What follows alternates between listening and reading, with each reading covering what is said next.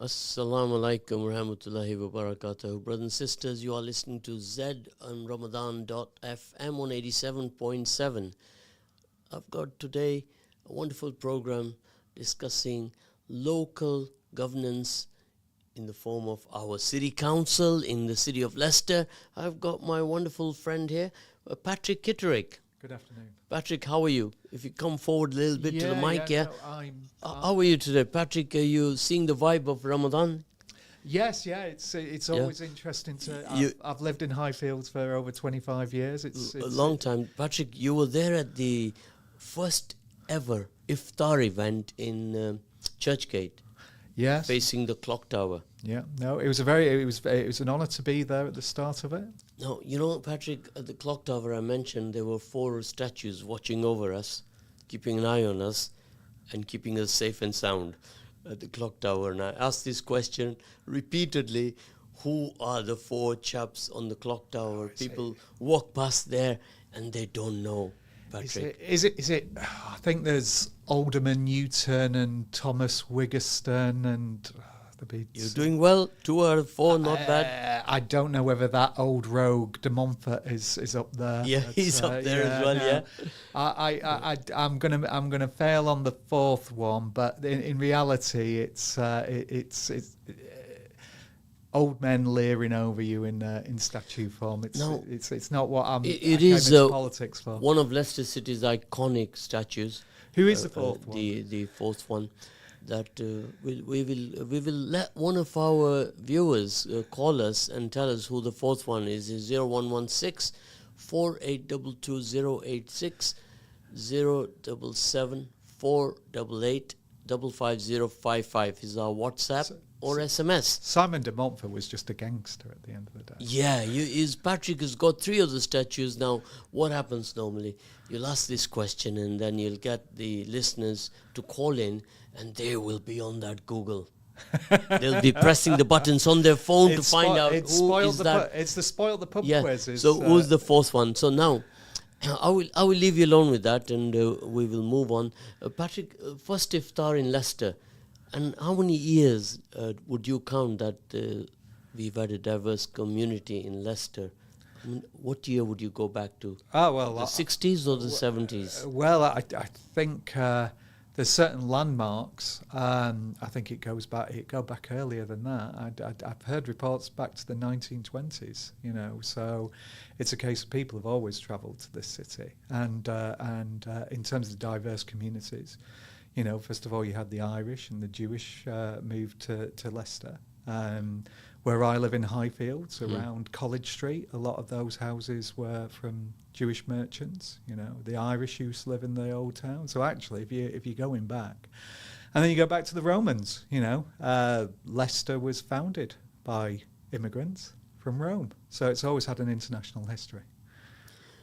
No, that I would say actively, I would go from period 70s onwards. Oh, it goes back further than that. If it goes back actively, numbers-wise, late 60s, 70s, the immigrant population started to embark upon the city of Leicester from the Ugandan Asians, 1972 onwards, and then we've had a decade, another decade, and it's taken so many decades for us to have the first street iftar. And simultaneously also was the Holi event in Spinney Hill Park. If many people who were in that area, they would have experienced that. That's a festival of colors in the Hindu calendar each year. Were you aware of that, Patrick? I am aware of the Holi Festival. It's as an outsider to that particular religion. No, the colours certainly grab the attention. Yeah. Now, to cater for every different festival in every different sect in the city or in the country or in the world, it's a job, isn't it? There's enough space for everybody. Yeah. And I think the good thing about the street iftar is the city centre is the common ground. And often people are wary about coming together in the city centre because they kind of think, well, should I bring my traditions in? Because you'll see Holi's up on Spinney Hill Park and Diwali will be up on Belgrave Road. and the holy month of Ramadan is in Highfields. Actually, I think more and more, if we can get the different communities from their neighbourhoods celebrating in the city centre, it helps people understand and cross ideas, and it's a really positive thing. And learning about each other. Absolutely. Yeah. I have a lot. All that I know is I know nothing. Now that part of the city, Churchgate, is part of your ward, isn't it? Does that come under Castle Ward? Yes. That you are a councillor? Yeah, Castle Ward, I'm sure every councillor says their ward's quite interesting, but Castle Ward does contain the whole of the city centre inside the Ring Road, the New Walk corridor, and much of Clarendon Park. And it also contains within it the two universities, De Montfort and Leicester University. Leicester University. So it is, how many constituents you have in that ward, Castle Ward? Well, it's quite interesting because if you go by the electoral register, it's only 10,000, but we know that there's a huge amount of under-registration. So because a lot of people live in flats, a lot of students don't register, the official number of adults in the ward is around about 10,000. The real population, probably somewhere between 20 and 30. That is quite a lot. Yeah, but they're not all on the electoral register for a variety of reasons. Yeah. So, of course, today everything is about data. Now, we're going to discuss more about the journey of Patrick Kitterick, how he became a councillor. We will talk about that, but this is very good for any aspiring young person, boys and girls, who, if you are listening out there and you want a career, you want to start your political career and you want to become a councillor, Patrick is here to guide you for that. Yeah, but what I would say is don't do it as a career, do it because you're passionate about it. About community. Yeah, if you want a career, become a doctor, become an accountant, become a plumber, yeah. But if you want to do politics, you've got to believe in it, because if it becomes the thing that puts bread on the table and a roof above your head, your beliefs will be compromised. People will be able to compromise you. You should keep it completely separate from a career. These youngsters, they are people of tomorrow. Yeah. So they're not going to follow the old ways of how a councillor, how you would have started your journey and what you have experienced throughout your journey. So take us back to the first year you became a councillor, and what was your inspiration? Why did you become a councillor? I think the two things were, one was to serve the community of Leicester, and being a councillor was the way to do that. And secondly, I think the thing that's always driven me is at heart I'm a problem solver. And you would go into a community, you would see what the problems were, and you saw how you could change things. So those are the things really. Overall, there was a desire to serve people, but that's through solving problems to change things for the better. Okay, for the betterment of our listeners who are not totally aware about how governance in the city operates, we have the city and we have the county.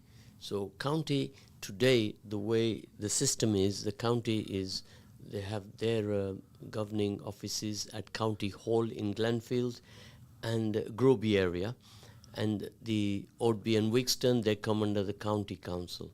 So there are many other areas that come under the county council. Now, there was a talk that they will merge together with the city.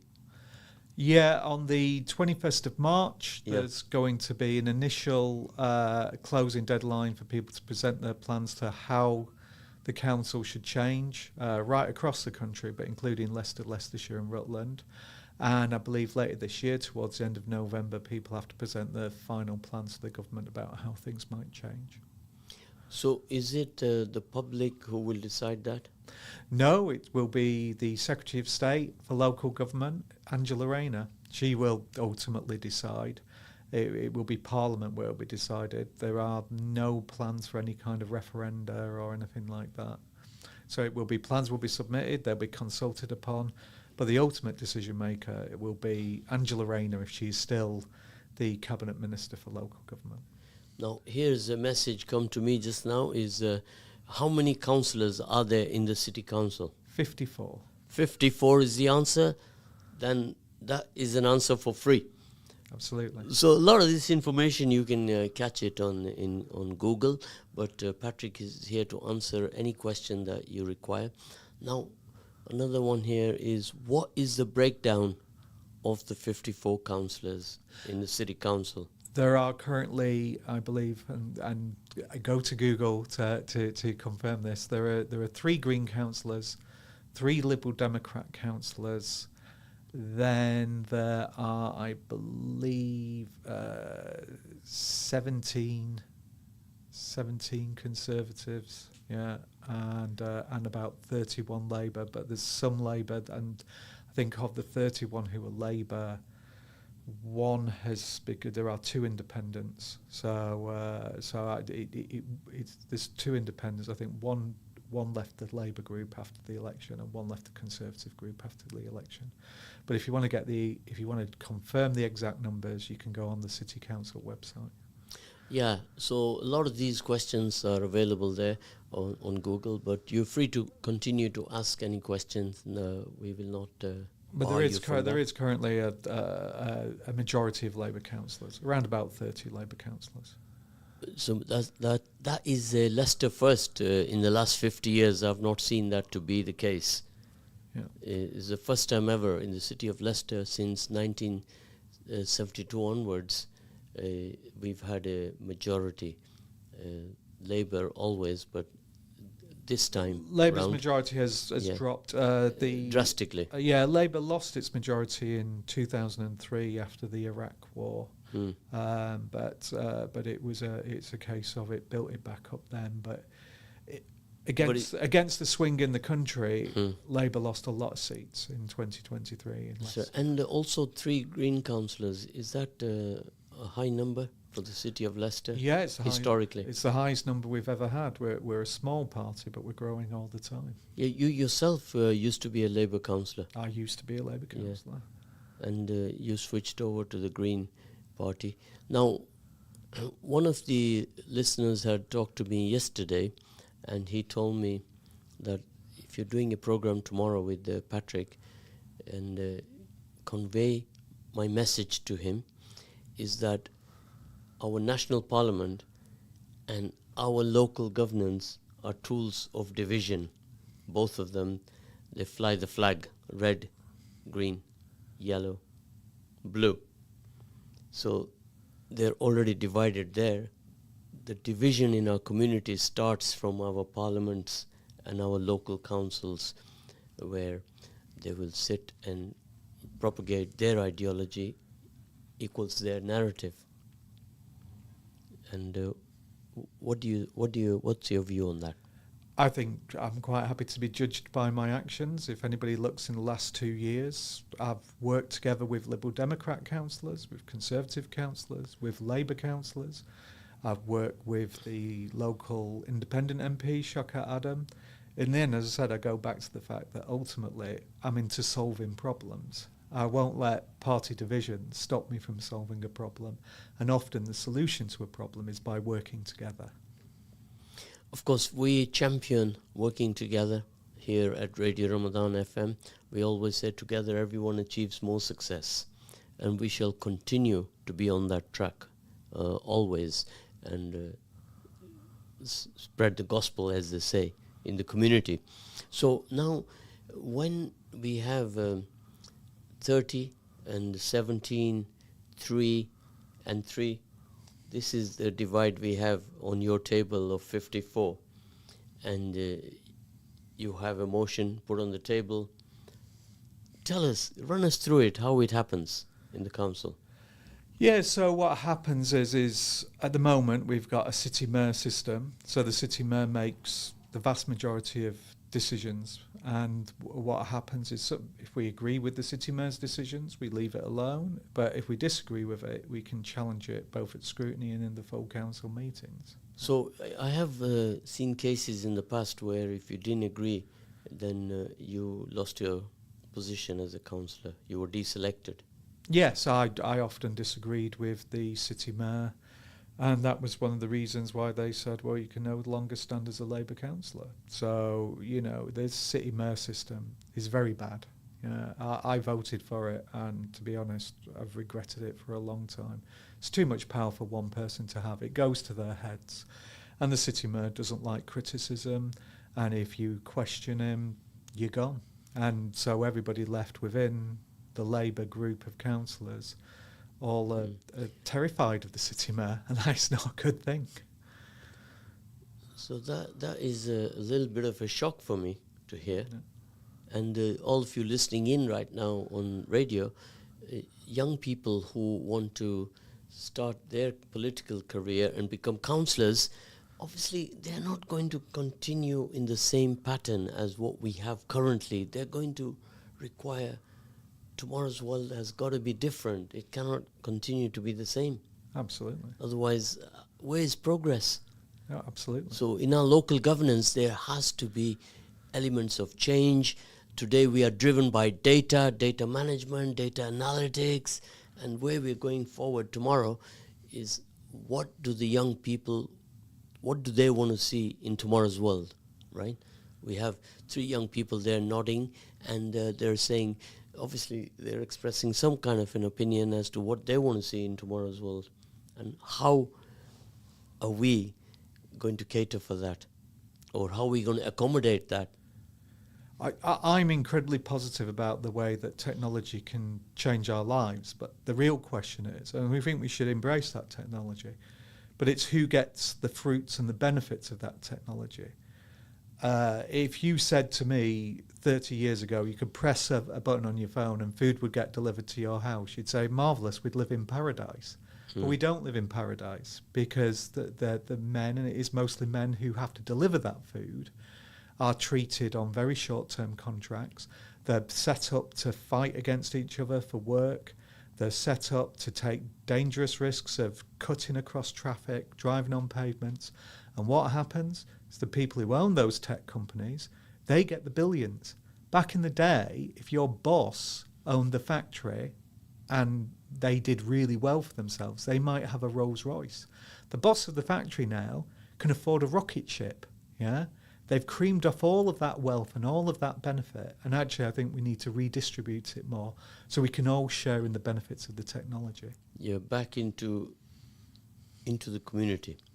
Now, this one message I'm reading here says, talk to Patrick about current crisis that we have here on Evington Road about the car parking issue, where each resident's going to be charged for £35, and if you're a business you have to pay £150. Now, the Evington Road issue is the streets which start from the mosque, right up to the top end, right up to, I think, I know this area when well. we reached London Road. So this area, you had your early years of your life on this road, didn't you? I've lived just off Gufflaxton Street for the last 25 years. So yeah, so not the Evington Road area, but I've been in the further up in Highfields. Just well, Gufflaxton is not far away, is it? It's not far away, and I do know this area very well. Yeah, that's right. So now the problem is that how much do we value a job? Because in the area we have 3 councillors. Yes. We have residents and we have the businesses. The streets, when they go back 50, 60 years, we didn't even have cars. Yes. Right? We had, in the 60s, we had cobbled streets. Right? The bonfire was on the street, going back in the 60s and 50s. As one of the business owners here, he told me that story because he was a young kid at that time, and told me the story of Evington Road from the mosque right to the top end. And it was quite interesting, quite fascinating. So change is imminent throughout our journey of life. We're going to see change everywhere, in ourselves, in our surroundings, in our experiences. So now we have one house, multiple persons living there, maybe 3 cars to a household, if not 2. So the streets were never designed for that. These are terraced properties alongside Evington Road, and there's not parking here for the residents, let alone a visitor who comes to Evington Road to buy his groceries or buy his have a meal at a restaurant. There's a problem here, isn't there? Yeah, you've got too many cars and not enough space. So you've got to work together in the spirit of partnership and give and take to say how do we divide it up as well as possible. What happens now is the businesses have no business because nobody's going to come. There's nowhere to park. They're not going to pay to park. So they will say, all right, we'll go to Clarendon Park Road. Yes. Right? And then the problem will shift from here to over there. Well, it's funny you should say Clarendon Park, because that's within the ward. The way we did it is there was a problem, and the main problem you had in Clarendon Park were people were parking their cars, using it as a free car park, and then walking to work, be it at the university or in the city centre. So we brought in a very light touch restriction that said that you needed a permit to park there between 9:30 and 10:30. And this is what happens in a lot of London places where they've got tube stations and people just park outside tube stations and just go in. But what it meant is people couldn't dump their car early on and then walk into work, because if the wardens came around between 9:30 and 10:30, they'd get caught. But the beauty of that system is that if you then wanted to visit Clarendon Park after 10:30, no restrictions. So 10:30 in the morning, yes? 10:30 in the morning. So. Yeah. Basically, it sounds a bit odd when people say, well, why would you only restrict between 9:30 and 10:30? And it was specifically to stop the problem of people using it as a free car park when they commuted to work. So they parked in Clarendon Park, walked to work, left their car there for 8 hours, and then came back at the end of the day. The 9:30 to 10:30 meant that they couldn't do that, and the beauty of that is that for the rest of, so you had restrictions for 5 hours a week, and for the rest of the week, no restrictions. So it had as minimal impact on the shops, places of worship, people visiting as possible. Now, I don't think so that the community are well aware, or even the council, or even national government, that the success of Evington Road, the jobs that have been created from Evington Road. Now, I will enlighten everybody that a shop such as Chaiwala, yes, how many jobs do you think they've created throughout the country? Oh no, I mean it's been a massive success with its franchise. I mean Leicester's been the huge success. Leicester has been home to many successful franchises, but we struggle to keep them in the city. So they're over touching between 750 to 1,000 jobs, all from Evington Road. Yeah. Yes. That is just one shop. Now I can give you 5 more shops like that. Yes. That started out their journey on Evington Road. So a lot of good has come out from Evington Road, which is not fully being comprehended when these decisions are made. The onus is always for the vote bank of the resident. Yes? If you are a councillor, what do? Do you listen to your residents, or do you listen to the businesses on the road? You listen to everybody. That's the thing. And it is always about give and take between all parties. Yeah. So this is a topic that a lot of people are interested in right now. I got a message here saying that the council stand to make £35 a resident. If you do the maths, they're going to earn a lot of money each year out of this initiative.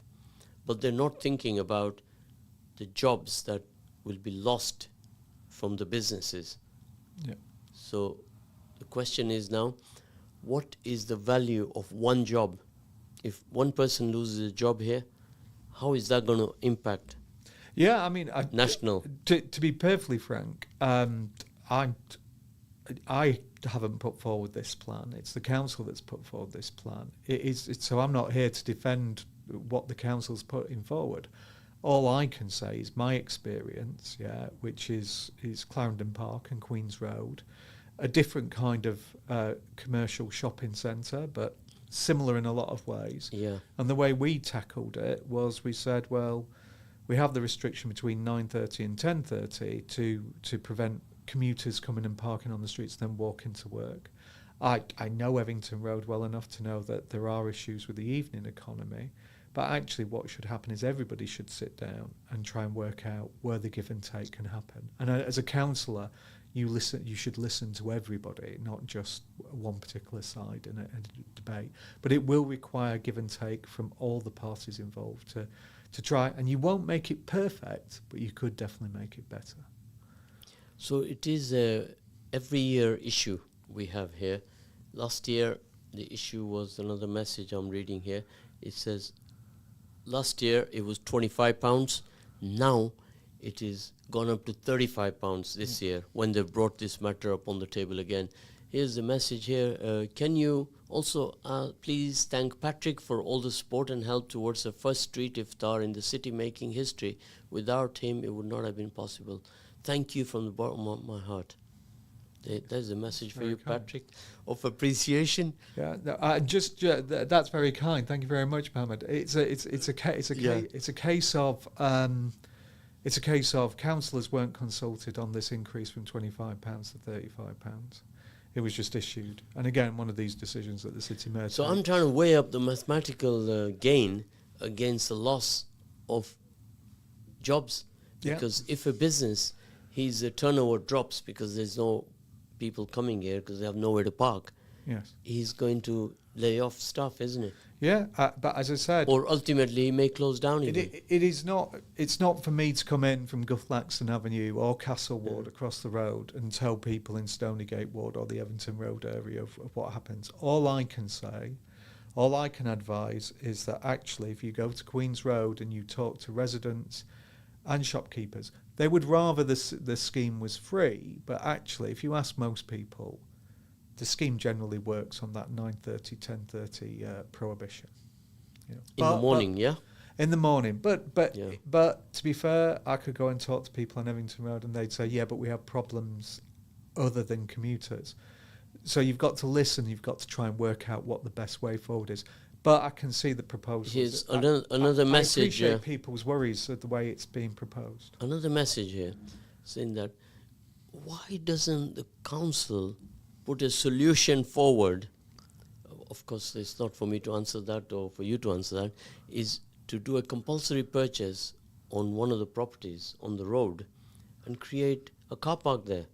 Yeah. And that solves the problem for everybody. Yeah. Everybody's happy. The big problem is that I think the costs of building a car park are enormous. And I'll give you an example. Leicester Royal Infirmary, if you know the latest car park they built, the latest multi-storey, and that has about 1,000 spaces, and I think it cost £5 million. Of course, what happens here in this case is some impact analysis, some data management to see how many cars do we need the car park for, and then to go ahead and to say, right, this property is costing this much money. I'm sure everybody would get involved to say, look, we're happy to support. And if you went to the businesses, they would support any positive engagement of that type that will not disrupt their business. But you have to look at this with looking at the numbers with a clear eye. Every car park space which isn't currently on street, it would cost between £5,000 and £10,000 to create a single space. It's not cheap. In a car park. Either a multi-storey, but if you just look at the average house in Evington, if you demolished it, cleared it, parked cars there instead of it, again, that probably would be more than £5,000 to £10,000. Multi-storey car parks aren't cheap, and demolishing houses to make way for surface I've been car to parks. third world countries, Patrick, where you leave your car there and the automation takes the car away and puts it there, and then you call it again on your mobile phone, comes back to you and you pay for it and there's nobody there. I've seen this in Turkey. If there's a way to do that in this country that costs less than £5,000 to £10,000 a space, Patrick, show it to me, Zed. I have seen these solutions and I'm gobsmacked when I look at them. I says, look, I need to see this in England. I've not seen any car park like that where you can pay on your mobile phone and you can call your car down again. The other problem you get, Zed, is I live on Goughlanxton Street. I've got to park a car there, so I feel everybody's pain, yeah. But the thing is, everybody wants to park as close to the house as possible. for me, often I come back at night and, I'm walking a quarter of a mile back to get back to park my car. I wish that multi-stories were cheap to do. Here's another message saying that right opposite to you, Zed, there's the telecom building. Why not talk to them and relocate them? Because their exchange is now almost out of date, and use that as a car park. And there you go. See, there's messages coming in. Everybody wants to park as close as possible. Yeah, and then they're saying, the solutions we are talking about. We're not saying that, okay, we have one side of the story, we have another side of the story, but we need to find a common ground of solution. No, but we've also got to think how people behave, right? Me, you, everybody, we want to park as close as possible to where we're going. If you go down Belgrave Road, very busy road, but you've got a massive car park at the bottom of Belgrave Road, and hardly anybody uses it. Yeah, and that's because people want to try and get as close as possible. In between our convos, the messages I have to answer. What is the average age of the councillors in our city council? Too old. Too old is the answer. Let's put a guess to it. Oh, I'd say I came on the council as one of the younger councillors, and I'd say probably I've grown into being about the average age, which is probably about 50 or 60 years old. 50 or 60. We'll come back to that. We got a caller. Patrick. Hello, hi, can you hear me? Yes, we can hear you. Assalamu alaikum. Yeah. Patrick, Hi. on the side you sorry, have your... could you give us 1 second? Yeah. Patrick is... yes, go on. Sorry for that. Hi, yeah. Hello, hi, yeah. So I'm just calling because I live in the Goodwood area, and you probably heard of or remember that a couple of years ago there was some road closures that the council imposed on the area, and there was quite a lot of community activism that had to take place by attending council meetings, speaking on radio, speaking on news, to get those closures basically cancelled and removed, because they were actually not for the benefit of the residents, they were for the benefit of the council's wider strategic plans to make the city more environmentally friendly and secure funding and bids at a regional and national level. And I really kind of respect and admire the way that the councillor that you've got on the show today is speaking about, listening to the community and being empowered. But the reality of the experiences of the residents in the Goodwood area is that when it comes to it and their situations, your local elected councillors literally don't have any power to overturn anything that Sir Peter Soulsby and his right-hand man have already got plans for.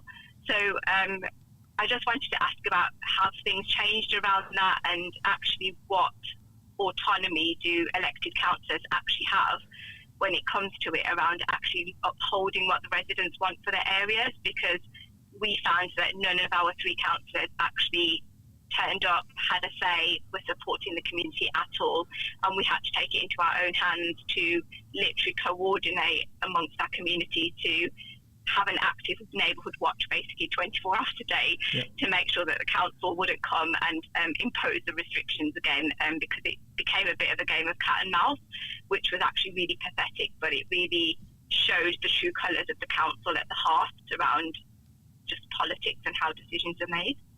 No, you're absolutely right. The problem is that those councillors were more scared of the city mayor than they were their own electorate. Yeah, so they were more scared of the people, the city mayor, because he could make or break them, than the people who voted them in. And so you saw in that area that when the election came, the councillors who didn't stand up didn't fare very well. And that's ultimately what everybody should remember, that if your councillors don't stand up for you, you can get rid of them. The city mayor could always claim a kind of a moral authority because he had over 50% of the vote. But now at the last election, he only got 39% of the vote. Less than 40% of the people voted for him. Yet he still has the kind of arbitrary power to make or break things that he had when he had over 50% of the vote. It is a bad thing that so much power is vested in one person. And that would be bad if that Yeah, one no, person was absolutely, yeah. Peter Soulsby, or whether it was me, or if it was Zed, or if it was you. If you have that much power, it goes to your head. Yeah. Yeah, I think the thing is, though, as just an ordinary resident, you really don't actually realise that until you've got a situation or an issue in your neighbourhood, Yes. and that's when your councillor kind of needs to enact. So I think I just wanted to also just put that out there for everyone listening, that it's really important that you pick someone that you actually know will represent your community and you if there are situations. And I do want to just give a shout out to Councillor Zafar Huq, Yes. who wasn't elected at the time but is now, but was phenomenal in kind of supporting the community and advising and guiding us. So I really we're really grateful for that. But it just it was a bit deja vu listening to this conversation about the Evington Road parking, because it's quite similar to what we had, and it just feels like the community have all these ideas, but the reality is that the council's already got plans probably in place that are going to act and look like they've consulted the community, but actually they've probably already got plans that are due to be approved and signed off about how they want to go about things. Yeah. And the community don't really have any power around it. I just want to say I completely agree with you about Councillor Huq. He's an excellent councillor, and even though he's not from my party, I worked together with him on many issues, and I think I absolutely agree with what you say about he stands up and fights for his community, and even though we're in different political parties, I recognise that. Now, I'll say also, my sister, don't say that you are an ordinary resident. I think we need this sister on the radio. Absolutely. She needs to join in some of our many community activities that we are involved with in community development. Absolutely, and the skills that you picked up. That's in right. In the work on Goodwood Road and how you try to outfox the council, these are much needed skills on the council. Eloquent, good speaking skills, confidence. Absolutely. Right? This is what we are looking for to bring change for tomorrow's world. Thank you so much. If only I had the time. I can hear the laughter in your voice, because everybody I have asked to be on the council, they say I don't want to have to deal with the council every day. And believe you me, as somebody who has to deal with the council every day, I can feel your frustration. Well, I can Thank feel you so your much. positive Thanks for energy, having me on. and thank you for calling, and really Take nice care. speaking to you. Assalamu No, alaikum. thank you for ringing in. Bye. So, we have many schools of thought, many opinions. So I think everybody should work together on this. If the residents and the 3 councillors in the area, they're interested in the vote bank, they're only going to listen to the residents, not to the businesses. So here we have an issue where the parking restrictions, what impact will they bring to the businesses? And being a businessman, I can tell you now that it's going to be a negative one. Yeah. Every one person that does not come to Evington Road is a loss to one of the businesses. Yeah. So if you count out of 45, 50 businesses on the road, and if you said, well, 10 are the key ones, and if they lose business, the road will collapse. All I can offer you, Zed, is, and you're welcome to come along anytime, is to come to see what we've done on Queen's Road. Anybody who comes and sees Queen's Road would see it's a thriving commercial place. It does have a residence parking scheme, but we have tailored it to suit the needs of people who live in Clarendon Park and the people who make their livelihood in Clarendon Park. I'm not saying the Queen's Road model and the Clarendon Park model is the one that you should have on Evington Road, but I think the council should be flexible to reflect the particular needs of the area. A message just come now. I appreciate Patrick regarding his idea to have a timed zone, which is again something that has to be explored, that from certain time only the residents can park so that they are not inconvenienced. But all these things are options to discuss, aren't they? Yeah, and I think you have a one-size-fits-all city model, and what we did in Clarendon Park is we had a bespoke, tailored model to reflect that particular area. I'd probably guess that the bespoke, tailored solution for Evington Road isn't the same as Clarendon Park, but people should be given the freedom to move away from the one-size-fits-all model to cater for the needs of this particular area.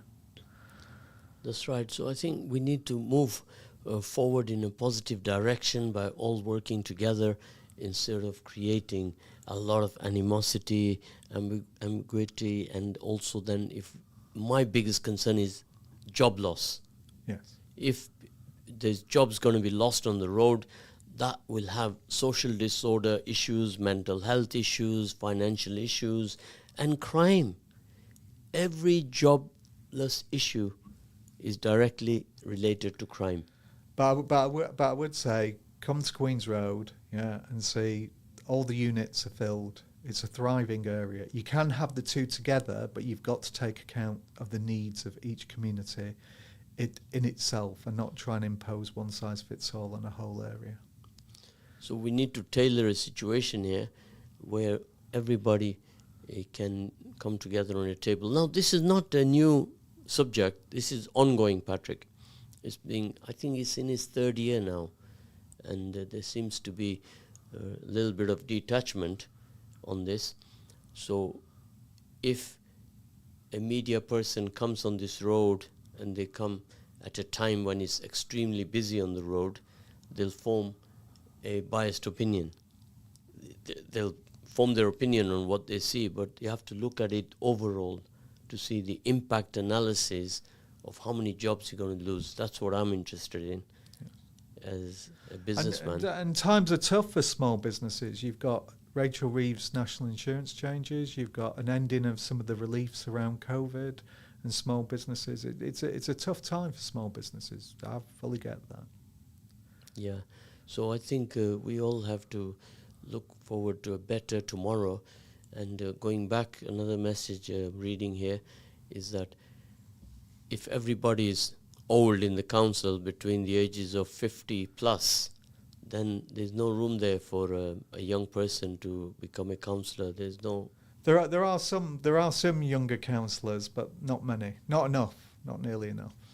So that is a reason we need to find out why young people do not engage in your community, in your community development. Maybe the journey of life is such that they go to university, then they start their family, and at some point they decide to become a councillor, and they're spending time on their family and everything. So that's why another message here is that now we are living in total digitization. We need to move forward and digitize our council. How are we going to do that, Patrick? With great difficulty. I think it's a case of you need to offer people to use the council in the way that they want to use it. And we've had the customer service centre. It's closed now. It only opens 2 days a week. And for some people, that face-to-face is important. But I think that we've also got to look how people want it. We've got to go and meet people where they are.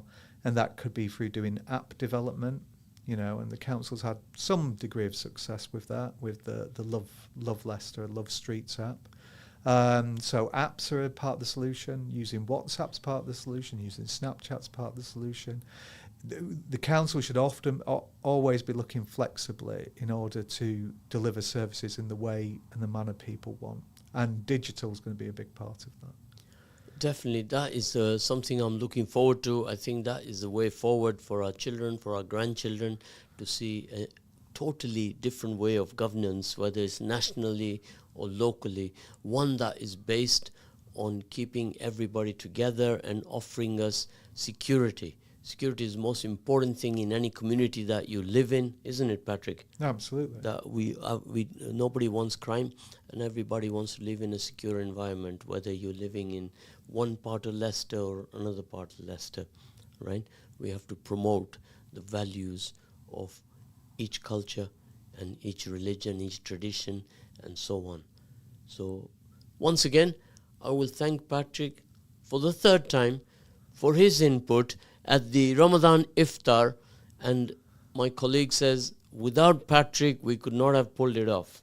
So Patrick, that is once again, Muhammad, his second time he's sending me a message, he's saying that be sure at the end to thank Patrick. So I'll thank him and I'll shake his hand. Thank you very much, Patrick. Thank you, Zed. And this is the way we want to keep it forward, is to support each other in every good initiative which will benefit our city.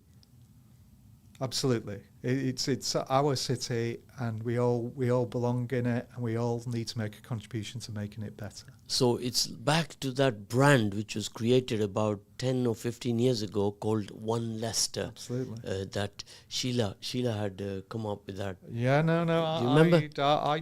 So I help work from, on that as well. Yeah. From One Leicester and me and Patrick, Ramadan Mubarak to all of you. Jazakallah khair. We'll speak to you again tomorrow at 1 p.m. Thank you. Thank you very much.